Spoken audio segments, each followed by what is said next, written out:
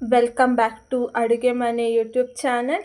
ಇವತ್ತು ನಾವು ಗುಂಡ್ಪಂಗ್ನ ಅಥವಾ ಪಡ್ಡು ಮಾಡೋದು ಹೇಗೆ ವಿತ್ ಚಟ್ನಿನ ತೋರಿಸ್ಕೊಡ್ತಿದ್ದೀವಿ.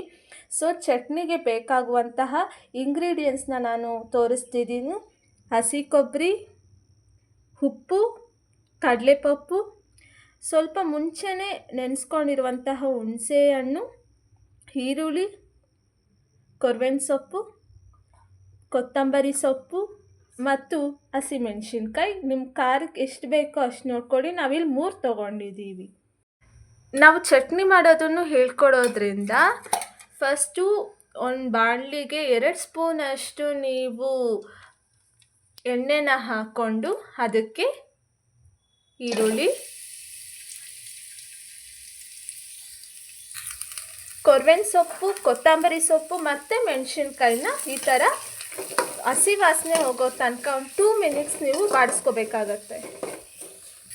ನೋಡಿ, ನಾನು ಮುಂಚೆನೇ ತೋರಿಸ್ದಾಗೆ ಇಷ್ಟು ಬಾಡಿಸ್ಕೊಂಡ್ರೆ ನೀವು ಸಾಕಾಗತ್ತೆ. ಇಷ್ಟು ಬಾಡಿಸಿದ್ಮೇಲೆ ನಾವು ಆಫ್ ಮಾಡಿ ಇದನ್ನು ಹಾರಕ್ಕೆ ಸ್ವಲ್ಪ ಹೊತ್ತು ಬಿಡಬೇಕಾಗತ್ತೆ. ಚಟ್ನಿಗೆ ಒಂದು ಪ್ಲೇಟ್ನಲ್ಲಿ ಈ ಥರ ಒಂದು 5 ಮಿನಿಟ್ಸ್ ಅದು ಕೂಲ್ ಆಗಬೇಕು. ಅದಾದಮೇಲೆ ಈ ಇಂಗ್ರೀಡಿಯೆಂಟ್ಸ್ನ ನಾನು ಮುಂಚೆನೇ ತೋರಿಸ್ದ ಹಾಗೆ ಜಾರಿಗೆ ಟ್ರಾನ್ಸ್ಫರ್ ಮಾಡಿಕೊಂಡು ರುಬ್ಕೊಂಡ್ರೆ ಚಟ್ನಿ ರೆಡಿ ಆಗುತ್ತೆ.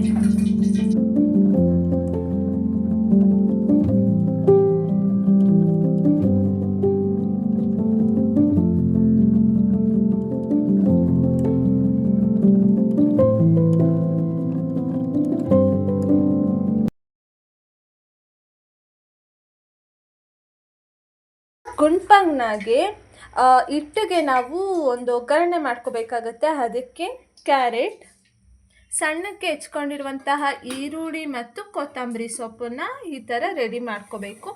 ಅದಾದಮೇಲೆ ಒಂದು ಬಾಣಲಿಯಲ್ಲಿ 4 ಸ್ಪೂನ್ ಎಣ್ಣೆ ಹಾಕ್ಕೊಂಡು ಸಾಸಿವೆನ ಚಟಪಟ ಅನ್ನಿಸ್ಕೋಬೇಕು. ಅದಾದಮೇಲೆ ಉದ್ದಿನಬೇಳೆ, ಕಡಲೆಬೇಳೆ, ಈರುಳ್ಳಿ ಕೂಡ ಗೋಲ್ಡನ್ ಬ್ರೌನ್ ಬರೋ ತನಕ ಬಾಡಿಸ್ಕೋಬೇಕಾಗತ್ತೆ. ಈರುಳ್ಳಿ ಬಾಡಿಸ್ಕೊಂಡಿದ ನಂತರ ಕ್ಯಾರೆಟ್ನ ಹಾಕ್ಕೊಂಡು ಅದನ್ನು 2 ನಿಮಿಷ ನೀವು ಬಾಡಿಸ್ಕೋಬೇಕಾಗತ್ತೆ. ಮತ್ತು ಈ ಮಿಶ್ರಣವನ್ನು ನೀವು ದೋಸೆ ಹಿಟ್ಟಿಗೆ ಮಿಕ್ಸ್ ಮಾಡಿಕೊಂಡು ಉಪ್ಪು ಹಾಕ್ಕೊಂಡು ರೆಡಿ ಮಾಡಿಕೊಂಡ್ರೆ ಗುಂಡ್ಪಂಗ್ನ ಹಿಟ್ಟು ರೆಡಿ ಆಗತ್ತೆ. ಗುಂಡ್ಪಂಗ್ನ ಮಾಡ್ಕೋಬೇಕಾದ್ರೆ ಈ ದೋಸೆ ಹಿಟ್ಟು ಈ ಕನ್ಸಿಸ್ಟೆನ್ಸಿಯಲ್ಲಿ ಇರೋ ಥರ ನೀವು ನೋಡ್ಕೋಬೇಕಾಗತ್ತೆ. ನೋಡಿ, ಇಷ್ಟು ತಿಕ್ಕಾಗಿರಬೇಕಾಗತ್ತೆ ಹಿಟ್ಟು.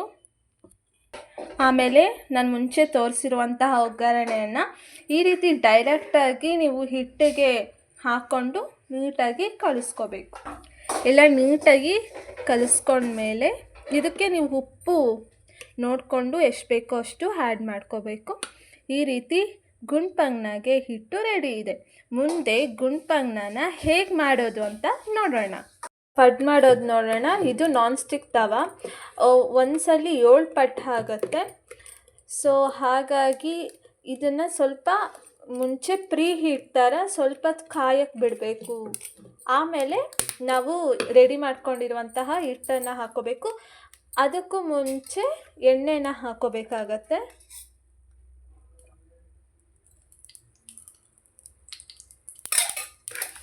ಇವಾಗ ಹಿಟ್ಟನ್ನು ಹಾಕ್ಕೋಬೇಕು.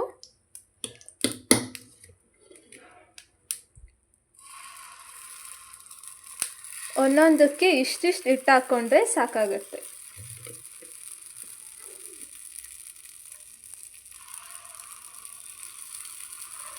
ತುಂಬಾ ಹಾಕ್ಕೋಬಾರ್ದು.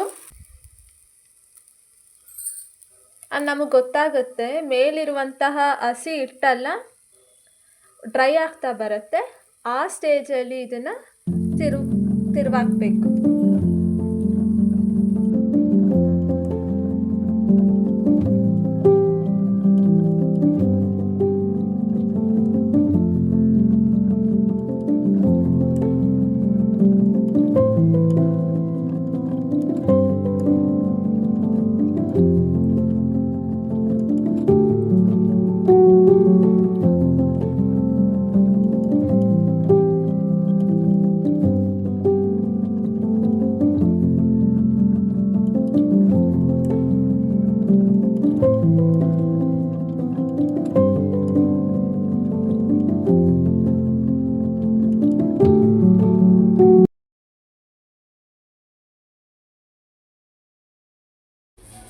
ನೋಡಿ, ಪಡ್ಡು ಸವಿಯಲು ಸಿದ್ಧವಾಗಿದೆ.